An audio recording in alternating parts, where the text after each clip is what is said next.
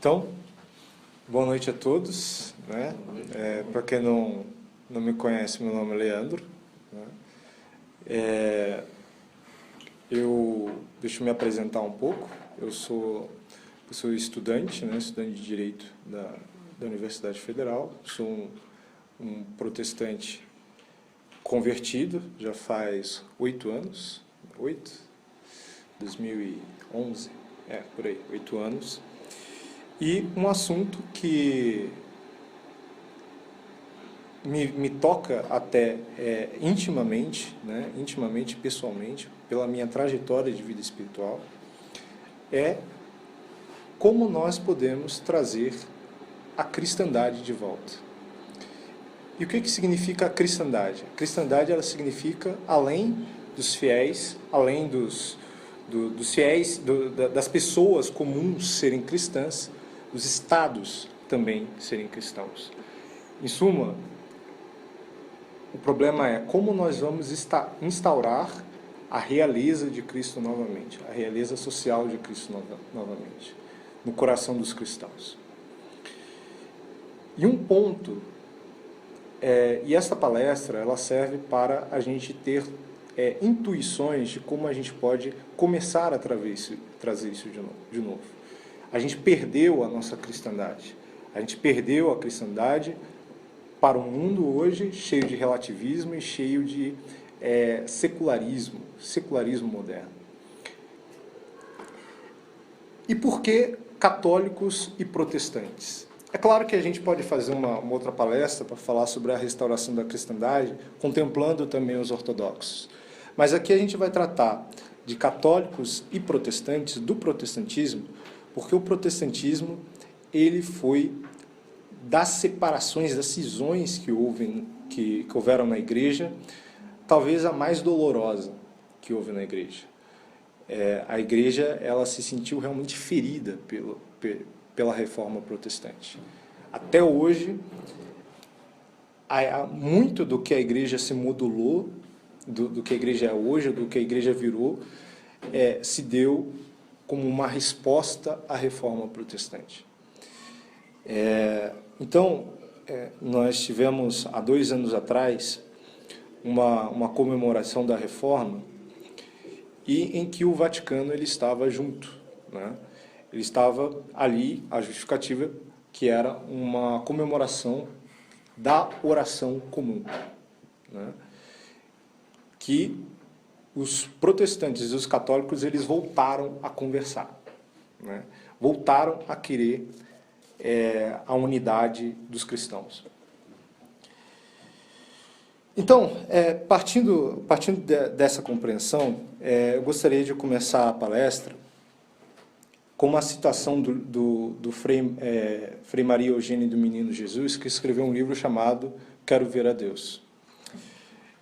O Frei Maria, ele diz o seguinte: é dever do cristão, filho da igreja imortal pelo seu batismo, mas que por sua vida temporal e pela missão que recebeu, ele pertence a uma igreja de determinada época, estudar a vida de Cristo na igreja através dos séculos, viver profundamente esta vida no seu tempo, conhecer-lhe os movimentos interiores e emoções interiores, as alegrias e as provações, as necessidades e as intenções para fazê-las suas.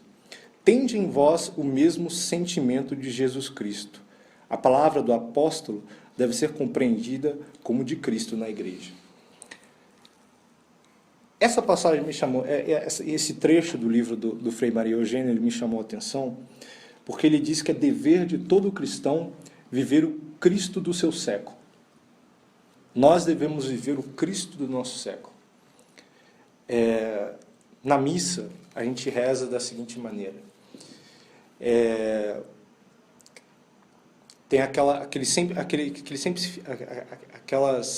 finais de oração em que a gente reza assim: por Jesus Cristo, vosso Filho, que vive e reina por todos os séculos dos séculos. Amém. Em unidade com o Espírito Santo, que vive e reina pelos séculos dos séculos. Amém.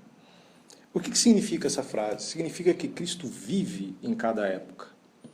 Cristo, ele está presente em cada época. E Cristo, ainda mais, ele reina em cada época. Cristo está num papel ativo, né? E nós, como cristãos, devemos estar atentos ao que Ele está dizendo em nosso século. Na missa também, depois da consagração, a gente reza assim, o padre diz assim, eis o mistério da fé. E nós respondemos, anunciamos, Senhor, a vossa morte e proclamamos a vossa ressurreição, vinde, Senhor Jesus. Essa interpretação, geralmente, a gente dá uma visão escatológica. Vinde, Senhor Jesus, o Jesus dos últimos tempos, o Jesus dos dias finais. Mas nós também podemos interpretar como vinde o Senhor Jesus agora no nosso século, para mostrar o que Ele quer de nós. E como é que a gente sabe o que Cristo quer de nós? Como é que nós vivemos este Cristo que está passando? É Cristo que passa.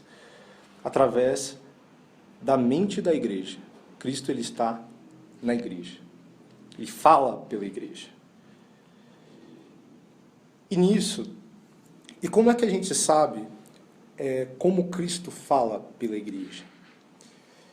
Aqui eu lembro de um comentário de Santo Agostinho ao livro de São João, em que ele comenta uma passagem em que Cristo ele vai rezar no monte, e daí os apóstolos eles descem, né, e eles vão atravessar um mar, um rio, né?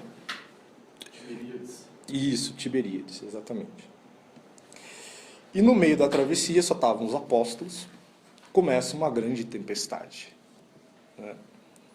E de repente, no meio da tempestade, Cristo aparece e diz, não temais, sou eu. Santo Agostinho, interpretando essa passagem, ele demonstra o seguinte, que Cristo, né, ele se encarnou, ele veio até nós, e ele nos deixou uma igreja. Essa igreja, ela desce até o mundo e vai atravessando os tempos. O rio, a travessia, significa esses tempos. O rio significam os povos, significam as nações, significam cada século. E a tempestade são os chamados sinais dos tempos. O que são os sinais dos tempos? Os sinais dos tempos, eles são circunstâncias que reclamam a atenção da igreja. E é por esses sinais dos tempos que Cristo fala a sua vontade também. É por isso que Cristo, depois da tempestade que aconteceu, ele diz, não temais, sou eu. Então, e Santo Agostinho ele diz assim, quando vocês virem os sinais dos finais dos tempos, não temem, porque é Cristo dizendo, sou eu. E é dessa forma que o Concílio Vaticano II, na Gaudium et Spes, ele diz que Cristo ele fala conosco. A igreja, ela procura esses sinais de Cristo nos tempos. O Concílio diz o seguinte, a igreja, a todo momento, tem um dever de prescrutar os sinais dos tempos, interpretá-los à luz do Evangelho, de tal modo que possa responder de maneira adaptada a cada nação às interrogações eternas sobre o significado da vida presente e futura e suas relações íntimas. Então, a gente consegue ver o que Cristo quer no nosso século através da mente da igreja. A mente da igreja é contínua. E Cristo fala pela mente da igreja através desses sinais que ela emite. Então, a igreja, hoje... Opa, tudo bom. A gente teve o fenômeno da reforma protestante. E se a gente for reparar, ele foi um fenômeno extremamente doloroso para a igreja. E a pergunta que hoje nós vivemos numa situação em que o cristianismo ele está extremamente dividido. O cristianismo ele está multifacelado em diversas denominações, em diversas seitas, enfim, né? E a igreja, ela prescrutando essa situação nos nossos tempos, ela viu um sinal de Cristo, um sinal da Santíssima Trindade. É por isso que a Unitatis Redintegratio, ela explana esse sinal que ela está captando da seguinte forma. E olha como ela começa. O Senhor dos séculos. A gente acabou de falar que Cristo, ele vive, ele reina em cada século. E aqui ele começa dizendo o Senhor dos séculos. Ou seja, o Senhor que vive e reina em cada século está chamando a atenção da nossa igreja agora. E o documento continua. O Senhor dos séculos prossegue sábia e pacientemente o plano de sua graça a favor de nós, pecadores. Começou ultimamente a infundir de modo mais abundante nos cristãos separados entre si a compulsão de coração e o desejo de união.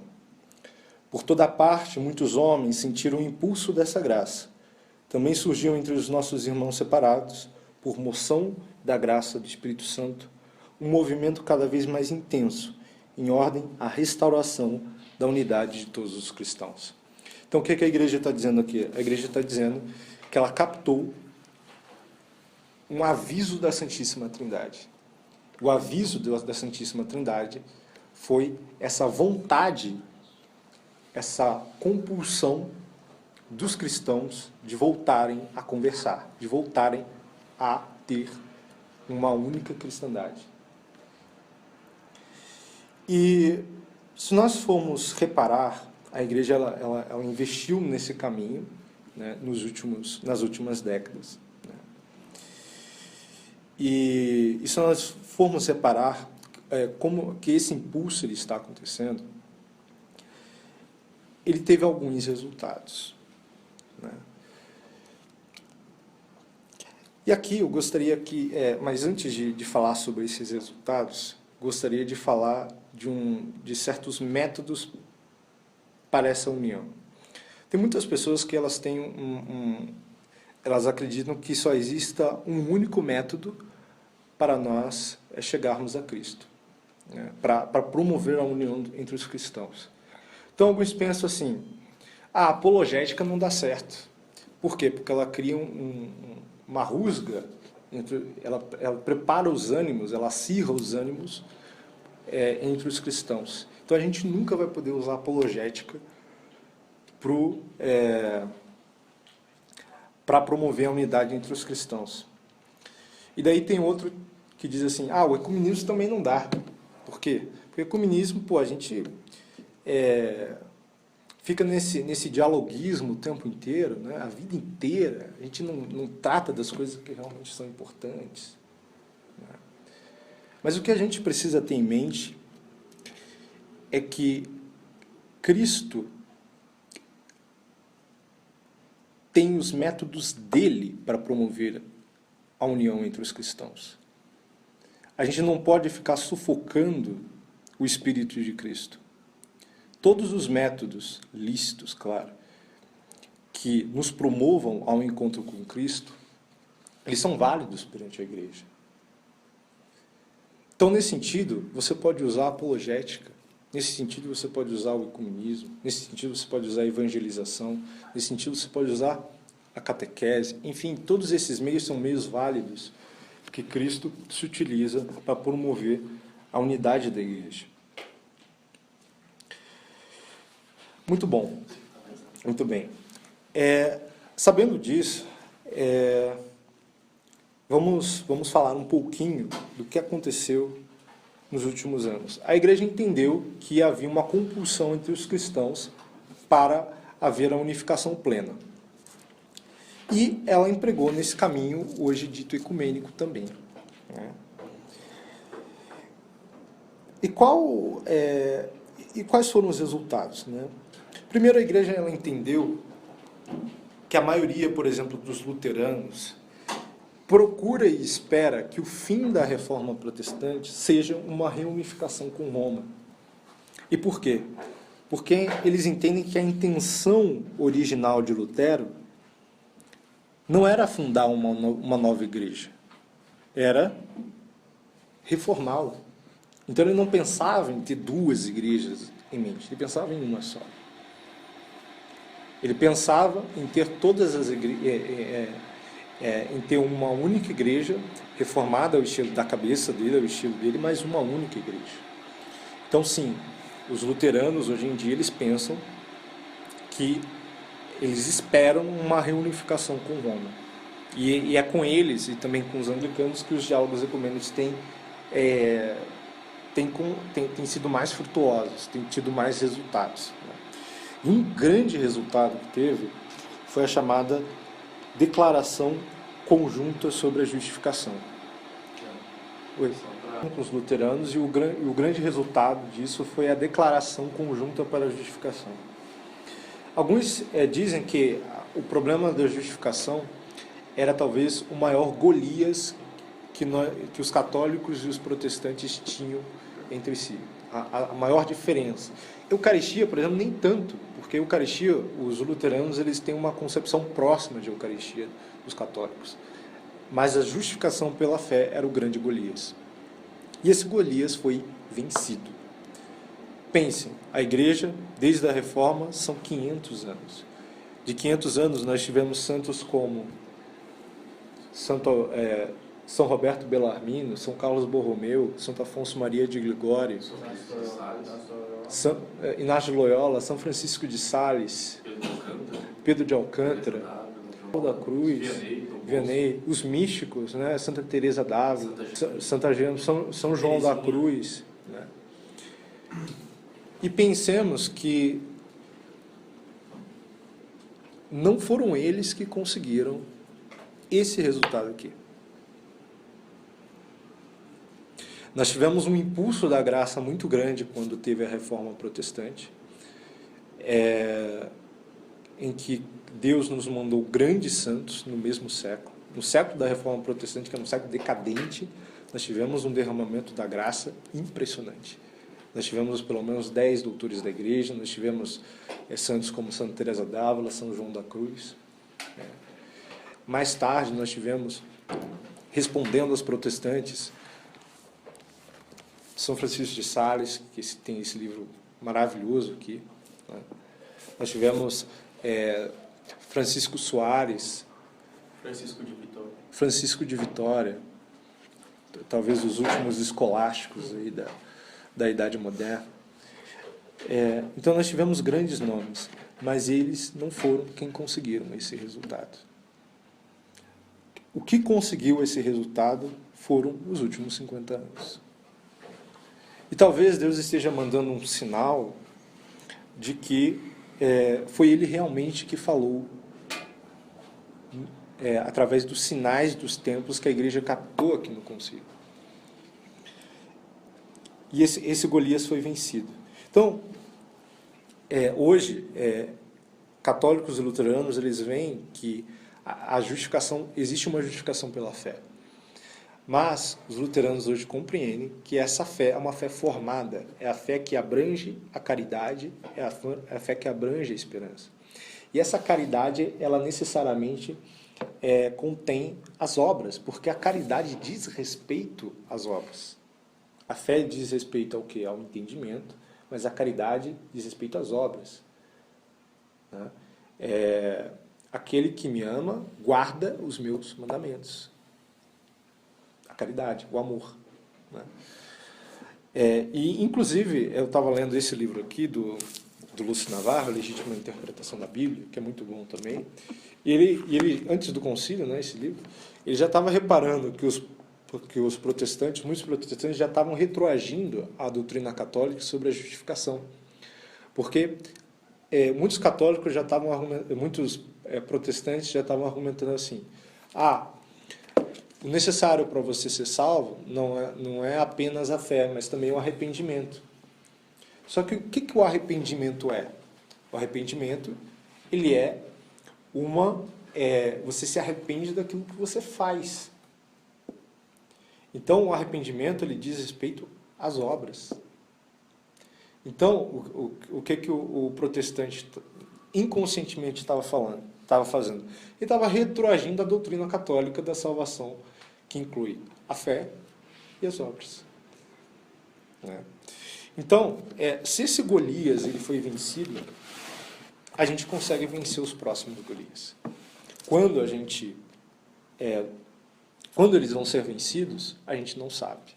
Só Deus sabe. Mas eles podem ser vencidos partindo dos mesmos princípios que resolveram a questão da justificação. Que é a questão da caridade, é o princípio da caridade, da honestidade, da conversa no olho a olho, né? E uma abertura para a verdade também. Né? Bom, eu estou me baseando essa palestra nesse livro aqui, né? Do Peter Kreeft, muito bom esse livro, Católicos e Protestantes, que nós podemos aprender um com o outro, em que ele tem como fundamento, né, a Unitatis Redintegratio e a Utunum Dicente do João Paulo II. Né? E uma coisa que ele fala, né, é como nós não devemos pensar a reunificação dos cristãos. Né? E ele utiliza uma frase para isso. E é a seguinte frase, como se uma pessoa estivesse dizendo: é claro que seria bom se todos nós concordássemos, mas nós simplesmente não concordamos e não podemos concordar. Daí ele diz que existem 5 mentiras nessa frase, que são as seguintes: não é claro. E por que não é claro? Porque a maioria dos partidários que, por exemplo, estão numa guerra civil, eles gostam da luta. Eles gostam de ter um inimigo a enfrentar, de ter sempre alguém a se opor. É um espírito até certamente revolucionário, isso. Né? Mas eles gostam. Então não é claro isso daí. Isso não é evidente. Segunda mentira. Ele disse que seria bom. Não seria, será. Por que será? Porque quando Cristo ele voltar, ele casará, né, ele levará apenas uma igreja. Ele não levará 2. Então, até o dia do Senhor, a gente vai ter que ter resolvido as nossas diferenças. Porque ele só vai levar uma igreja. Não vai levar 2, não vai levar 3, não vai levar centenas, vai levar uma. Mas essa compreensão é cabível com os luteranos mesmo, né? Porque se a gente for olhar, os anglicanos já não veem muito essa questão da igreja, né? Eles não olham a igreja como ponto de salvação. E os pentecostais, por exemplo, para eles não interessa a igreja, tanto é que eles pontuam. Não. Aqui a gente está dizendo o seguinte, a frase, ela está dizendo assim, seria bom que nós concordássemos, né? Mas isso nunca vai acontecer. Daí, o que o Peter Kreeft está dizendo? Não é que seria bom que nós concordássemos. Isso será, isso vai acontecer. A gente vai concordar um dia. Por quê?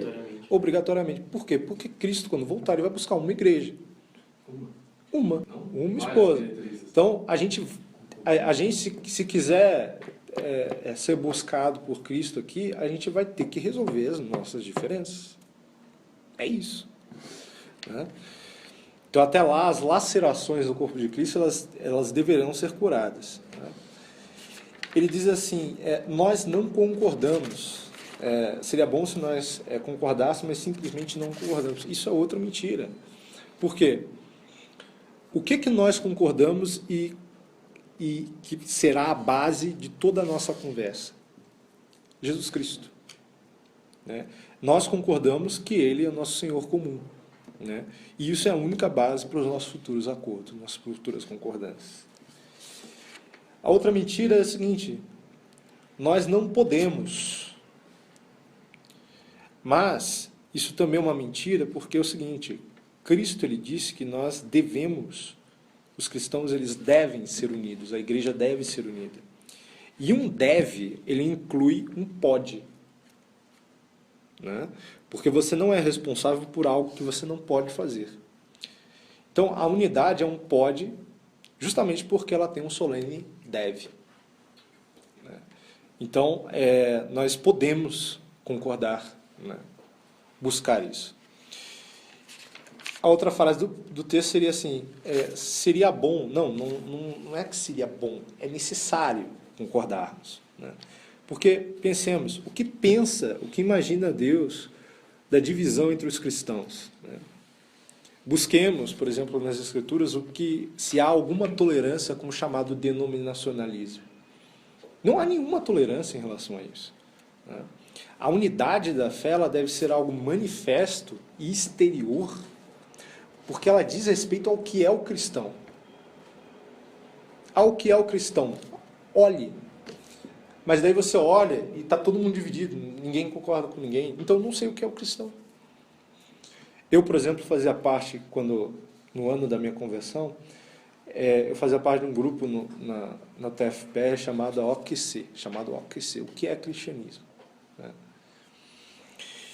E aí eu saí daquele grupo, um grupo que tinha como líder um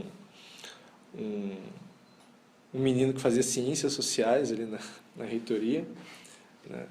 Era complicado. E eu saí desse grupo sem saber o que era cristianismo. Justamente porque ninguém queria tocar nessa questão. Todo mundo ficava naquele papo, né? O amor é o mais importante, o amor. E ninguém queria entender o que era o cristianismo de fato. Então eu saí sem saber, né? Fui entender isso no mesmo ano, né? Quando eu me converti. Que era, como diz o Chesterton, né? O cristianismo foi a única religião que a gente pode dizer que é a igreja, né? Esse é o cristianismo. Era uma boa cerveja, E a cruz. Então, a gente está nas preliminares aqui de como a gente deve pensar essa questão ecumênica, né?